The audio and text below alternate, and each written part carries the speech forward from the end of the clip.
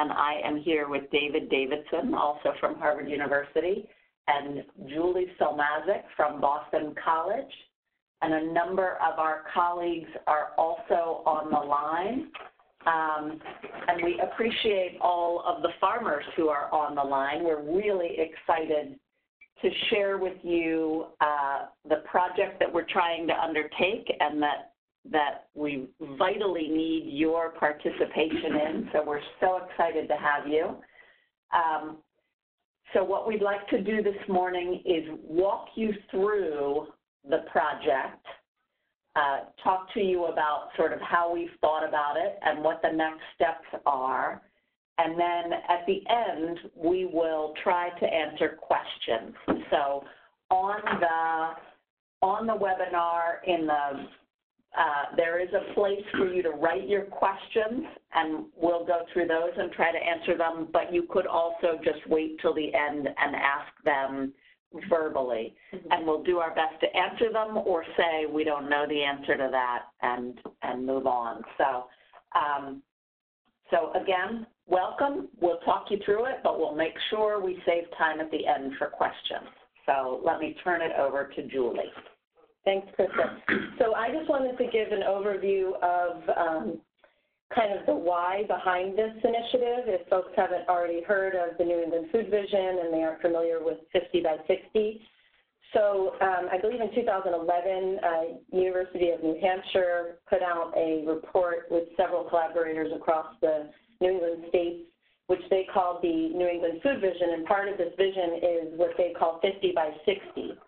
And 50 by 60 calls for our region to build the capacity to produce at least 50% of our own food by 2060.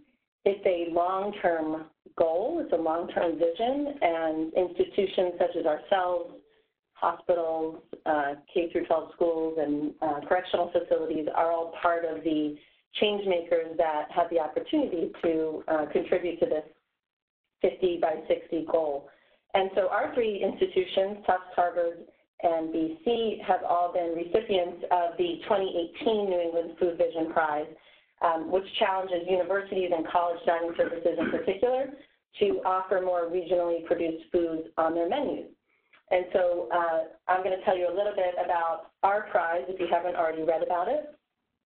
So our goal was to not just move around the local products in the market, but to grow the pie. And so what we are trying to do with this is increase the amount of land farmed in New England, with a preference for Massachusetts, of course, being based in Boston, and extending the growing season to align better with our school year.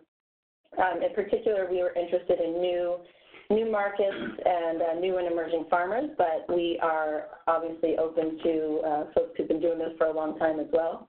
And so you can read, I'm not going to read this out here, but that we have several partners that are part of this proposal. New Entry Sustainable Farming Project down at Tufts, Costa Fruit and Produce, which is our shared produce distributor and processor, Commonwealth Kitchen, and of course our three schools.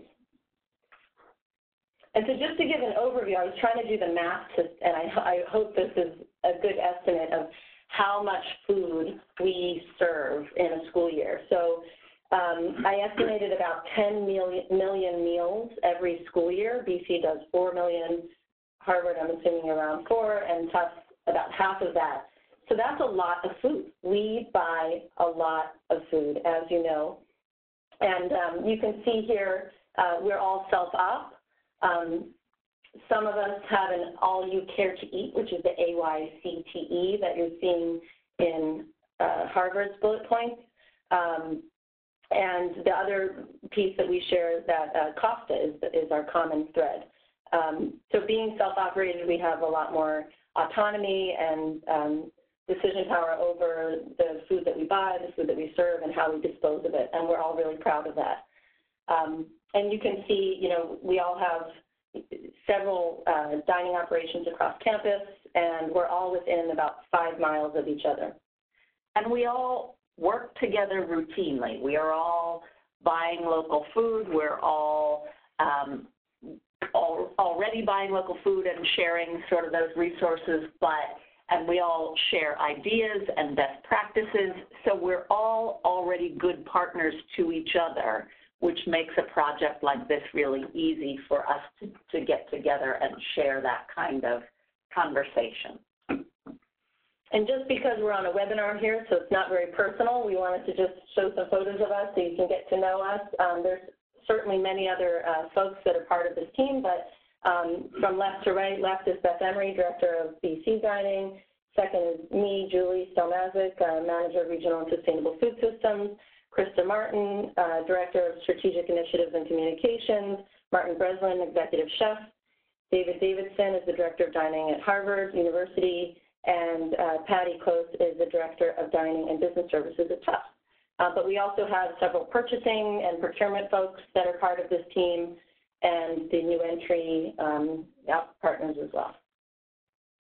And just to give a kind of overview of some of the folks that are working with us on this to help smooth out the kinks, Massachusetts Department of Agricultural Resources recently signed on to kind of help support some of the preparation for meeting food safety standards, which is number one to all three of our schools, as you can imagine.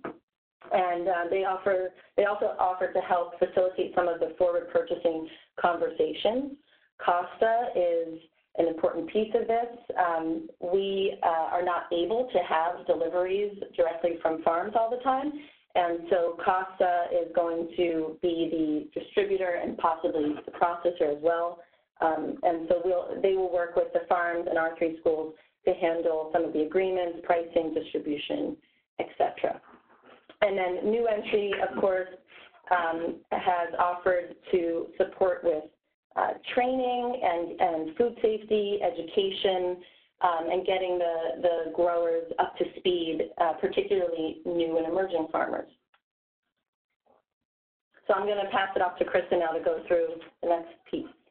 So what we did is looked at all the food we buy, and then when we looked at it all together, we recognized that it's an enormous volume of food, and we particularly thought to focus on locally grown produce that we're not currently able to buy a lot of, in this wholesale manner. We recognize that every farmer needs different sort of pieces of their business. You need retail customers. You need different kinds of outlets for your product. And we are just one of those outlets, but we want to be a committed purchaser of everything you grow specific to this project. So the idea is to ask you to identify something that you want to grow and a place you want to grow it, and to sort of get an idea of how much you think you can grow. And we've shown you some volumes here of a select number of things. We recognize that no one farmer is going to grow all of that product. You might have an acre of land and be able to grow a few thousand pounds, but not all 16,000 pounds of beets, for example. That's okay. We're not asking any one farm to grow the entire volume of a product. So that's part of why, another part of why Costa is vital to this process, because they can take in the harvest from several different places over the course of several months and help aggregate it and bring it back out to us. So what we're asking you to do is complete a proposal where you are identifying sort of what you have and what you need. We'll talk a little bit through that in a minute. And while we've identified products that we all know we buy in volume, we don't want that to be the limit. If there's something in particular that you grow and know that it grows well in the fall or the spring, or know that it grows well in, for example, a greenhouse throughout the year, we're open to any recommendations you might have. all right? So what we're offering is that when you identify, what you want to do, we're going to buy whatever you grow in that specific commitment. If you say you're going to farm an acre of land for us, we'll buy, and you're going to grow a specific product. Once we agree on that, we will buy everything that comes off that acre of land.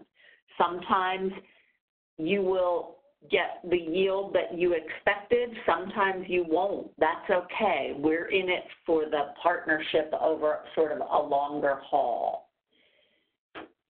With this grant, what we mean to do is help you with some seed funding, and I use seed funding in the sort of broader sense of the word. We want to help you finance whatever it is you need to grow for us. And we're going to, we want you to understand, we will help you with a piece of that money, but we also recognize that in order for this to be successful, it has to be financially viable for you. It has to be a good business model for you. And while we can provide you a portion of the funding, we want to make sure that we're not creating a setup where, we pay entirely for something that you can't sustain. So that's why we view it as a real partnership in terms of that financial investment as well. And we have all kinds of resources to help you close the gap in terms of training and other readiness for the safety standards that we have to meet. So I offer as an example work we've done on a more modest scale. Some years ago, Harvard University Dining Services approached Jim Ward at Wardsbury Farm in Sharon, Massachusetts. And Jim identified that he had an eighth of an acre that he was not currently farming. And we talked about what we could grow on that eighth of an acre that would yield primarily in the fall, because again, while all of our operations run year-round to some degree, the greatest portion of our purchasing is from September through May. So Jim identified 8 varieties of hard squash that he could grow for us on that eighth of an acre, and projected that he would get 30,000 to 40,000 pounds a year of squash off that eighth of an acre. We've been working with him for basically a decade now, and he has years, and he continues to grow those 8 varieties for us, and he has years where he has 40,000 pounds, and he has years where he has 20,000 pounds. We've bought all of the product that comes off that land, all right? So we thought it might be helpful to walk through some, oh, there it is, okay. We thought it might be helpful to walk through some examples, and these are made-up examples, but we thought it would be helpful to provide some scenarios that we have imagined about funding, and Julie will start that off. I'm sure many of you have already started thinking about this, but just to kind of lay out some examples, you might have 5 acres not in production and you need a new tractor, a piece of heavy equipment, a transplanter. You might be sitting on land or have land adjacent to your property, but you need the funds to put down a deposit to lease a parcel of land. You might be interested in extending the season, and so you might be investing in hoop houses or greenhouses to grow year-round or at least extend each of the shoulder seasons. You can think of many other examples, and I'm sure you might ask us this in the Q&A, but these are just some examples of what we would be thinking to fund. And Sharon, I was thinking Wardsbury Farm. Krista mentioned this earlier, but what's important to us is that you also have skin in the game. So we're committing to buying a certain volume. We're committing to investing, but it's seed money specifically because that should be proportionate to the volume that we're committing to buy. that you're growing with this increased capacity. So that's just something to keep in mind when you submit the letter of interest, that you're including what you're asking money for, but then what you will be able to grow as part of that increased capacity. So we've got some questions here that different folks have asked over email that we included in this presentation, but please direct any other questions to the chat box in the WebEx here.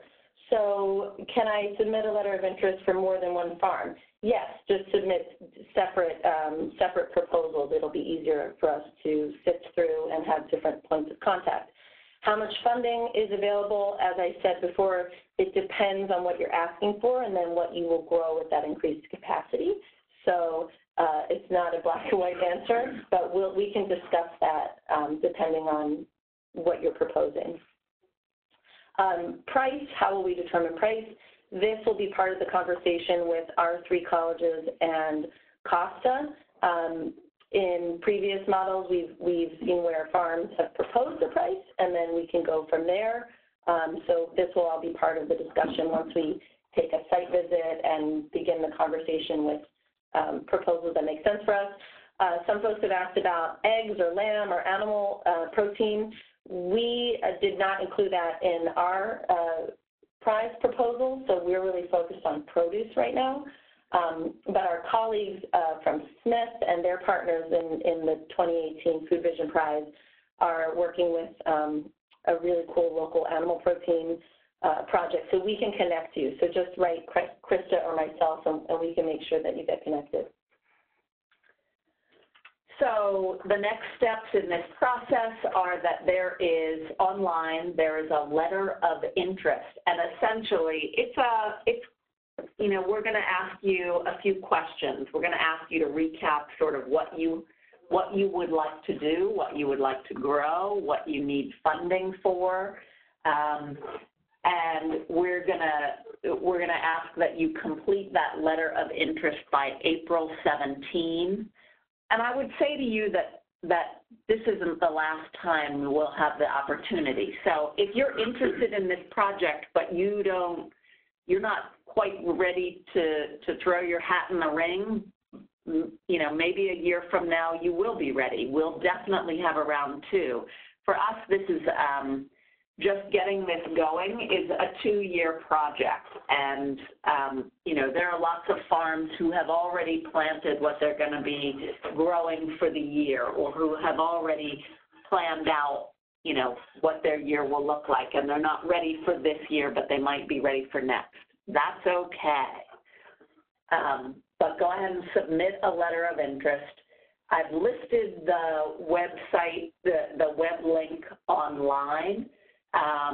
If you are not someone who likes to use a computer and you would rather have a printout of that, we can mail that to you. Julie and I are always available to answer additional questions as you're developing that letter. This is not meant to be a formal RFP. It's not a commitment. Ultimately, we'll review those letters and then begin to meet with people where we think we see a great partnership that we can develop. We also think it's really important to meet you because this kind of project can't work if we don't have a relationship based on understanding one another's needs and getting acquainted. We feel that's really important, so we'll look forward to that.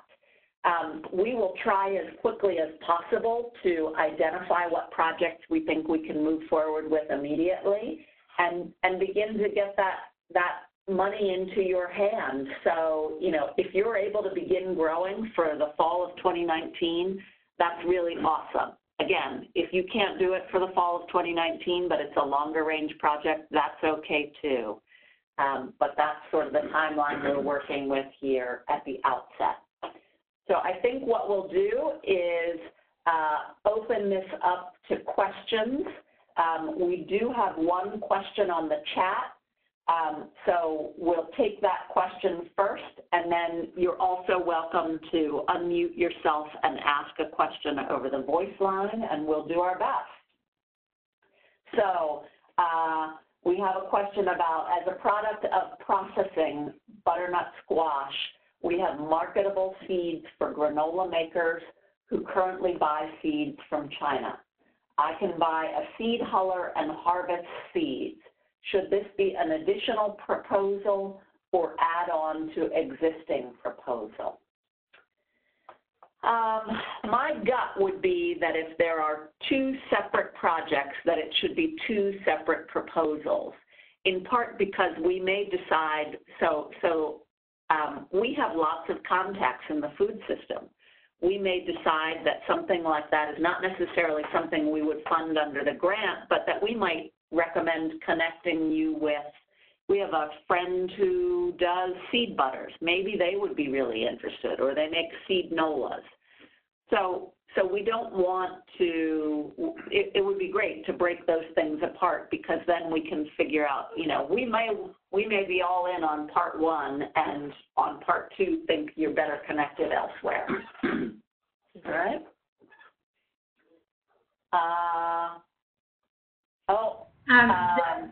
Sorry, go ahead. So this is Ginger. Participants are not able to unmute themselves to ask a question. So the question should either be entered into the Q&A, or if you're a participant and you'd like to be unmuted, send me a message in the chat box, and I will unmute you. Okay. Or if you are on the phone and can't otherwise write a question, you can always call myself or Julie. This is Krista speaking. My phone number is 617-496-6705, and Julie's phone number is 617-552-2115.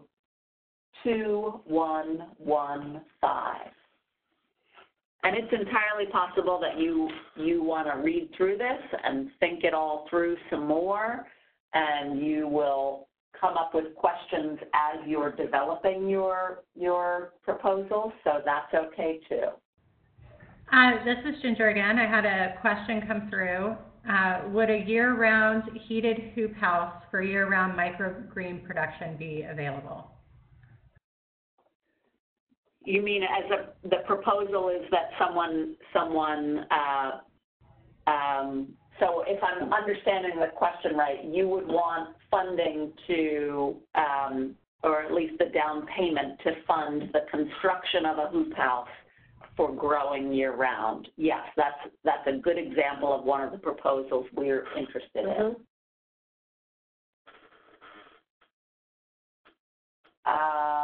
There's a note, timeline would be better if we could see you at our farm a little sooner, because we would be planting between May 15 and May 30. Yeah, we will do our best to expedite the letters of interest and identify the project as quickly as possible. We, if the deadline is April 17, we do intend to begin reviewing those proposals as they come in, not just, after April 17. So we'll be looking at them on a rolling basis for sure. So if we're able to meet sooner, we will. We do recognize we're a little late having this conversation. Yeah. There's a question in now about, we're in the process of leasing a 3-acre parcel from the town of Chelmsford right now. The parcel doesn't have electricity. Would that be eligible? It depends what you're growing, I suppose, and what you would need electricity for, but if you have a greenhouse, but if it's not a greenhouse, it might not be so much of an issue. But I would just be comprehensive with the letter of interest and lay it all out there, and then let us sift through and follow up with any questions. Yep. Here's another question I would like to ask: if larger sized farms are still eligible for the grant. We have 200 acres growing on 115 currently. our real vested interest is seeing that available farmland in Massachusetts is being farmed. So we don't want to create any absolute barriers. If you have farmland and you want to grow more, we'd like to hear from you, by all means.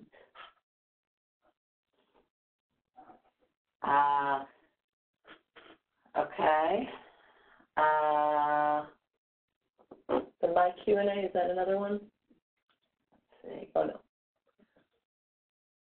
Okay. I think we've gotten all the questions that have been entered. Oh, sorry, Ginger, again, I had another one sent to me privately. I have a processing kitchen on my farm. Are you interested in purchasing food service quantities of items such as tomato sauce, pickles, pesto, etc.? We actually, there is another Kendall grant that's focused heavily on processed products like that. I think that we might suggest putting you in touch with them in particular. Another one here, would funding be available for the purchase of a cool box, I'm assuming, for storage, cold storage? That is not presently part of this project. So we're really interested in growing more produce. And that's, again, why Costa is a vital piece of this. It is, we definitely know it's a challenge in the area, but right now for this project, we're really focused on growing more rather than creating infrastructures.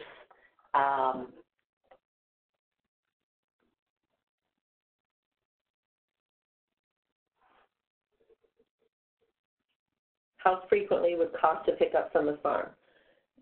I think that would all be part of the step 3. Yeah. After we meet and figure that out, that would be part of the conversation with them and us. They have trucks on the road every day.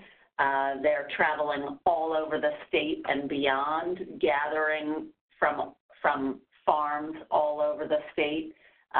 So they also do, I think, backhauling as well. So if you're nearby, farms are already stopping at, you can go through there. So we can sort that out after the letter of interest. Mm-hmm. And you know, we recognize that there's produce that holds and produce that doesn't. So and as does Costa. So that, you know, they're very much committed to making sure that good fresh food gets to us in a timely manner. Mm-hmm. I had another really good question. What is the minimum volume you will take? I don't really think we have a minimum. I think it depends. So the whole idea behind the larger volume is the benefit of making the price make sense. So I think that it would depend on the product and how it impacted the price, but we don't know what small, you know, it depends if it's a couple 100 pounds. Yeah. It might not be worth it for you either, you right. know, if it's that small amount. And that's also part of why Costa's a vital piece in that. And I see another question. Can you explain working with Costa? How do they get paid?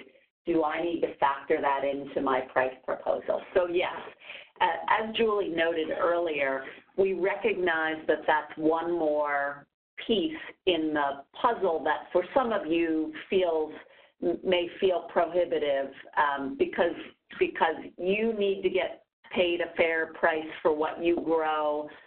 Costa needs to have a little profit in there, and then ultimately we need to get food in the door at a price that we can afford. We recognize that it would be really, you know, simpler for it to go from point A to point B, But to Julie's point, we have rather large operations and rather significant safety guidelines that we need to follow because we are feeding so many people. So cost is a vital piece in that puzzle.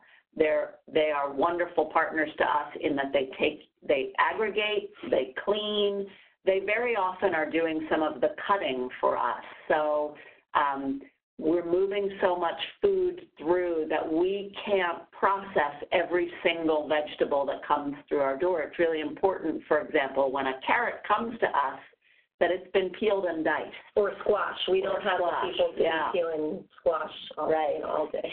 So that's why they're vital. And when you're thinking about your pricing, that certainly is a factor. But again, we want this to be as transparent a process as possible where we all sit down together and you're very clear about what it costs you to grow something, and we're very clear about what we can afford to pay for something, and COPSA in the middle, what they need to cover their costs. Mm-hmm. All right. So we've got another question. Do we want a different LOI for different products? I would say no. Just map that out in the proposals. You know, I can grow whatever beets and onions or whatever products, and I need X, Y, Z to make that happen in year 1 or year 2, whatever it might be. Just include that all. Basically, the LOI is for the grower, for each farm. Mm-hmm. And then we've got another question. Are there any specific items that you would like to add that you don't currently offer? I would say yes, but maybe let us know what makes sense for you. Or, you know, we are interested in regenerative practices like legumes and nitrogen-fixing products. We want to contribute to more diversity, but we also recognize that the highest volume products are the ones that we all know well. So maybe that won't be this first phase, but maybe it's phase 2. But just include that in the proposal. Right, and I'll offer an example. Here at Harvard, when we serve dinner to the undergraduates, we serve them 2 vegetables on the hot line, and not counting things like the salad bar or whatever. So say we're going tonight to serve maple glazed carrots. We need 700 pounds of carrots for that one dish, one night. That's an example of the volume we need, so when you're thinking about products that you grow, I think it's also important to consider that we need to, you know, not every school has that volume number, but growing 10 pounds of something a day probably is not as viable for us as growing at least 100 pounds of something. Mm-hmm. And that's part of why we identified the products that we identified, because they do, you know, they are possible to be grown in numbers. We saw the question about the spec on the onions. That's definitely something we can hone in on as we look at your proposals. So, for example, the reason we spec that size onion is because then Costa can peel it and dice it effectively.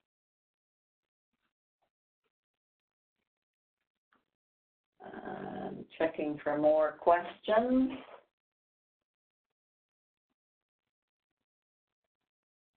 I don't see any just yet. I'll just add, because I noticed a few of the LOIs already coming in. If you can, try to be as specific as possible. Again, it's not a commitment like Krista said, but be specific about, you know, if you need a chunk of money, kind of bullet point what you need it for and some estimates of what that will cost you. That'll help us in expediting the process, so we don't have to come back to you to get that information. Can we propose a scale this year and then a scale up in the future? I would say yes. Mm-hmm. And we want this to be, you know, for lack of a better term, sustainable, right? That this isn't just a one and done thing we can check off a box and say we did it. We want to build a relationship with you. We want this to last for several years, and so, you know, the first year we're going to learn from the process and hopefully do it better the following year. We recognize that it takes several years to get a land, a piece of land up and going. So, so definitely think beyond year one. That's important to us.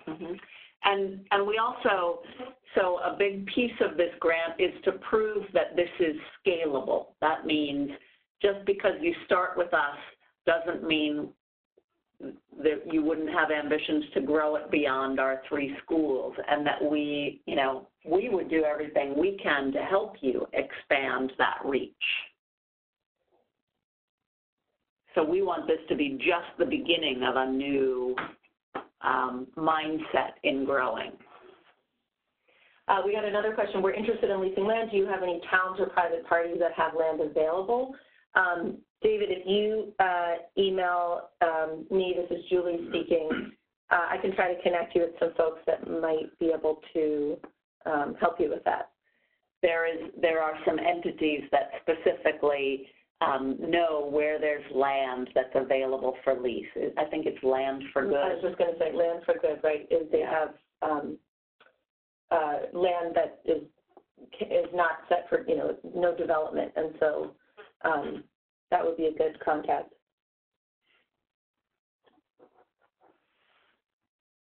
Okay.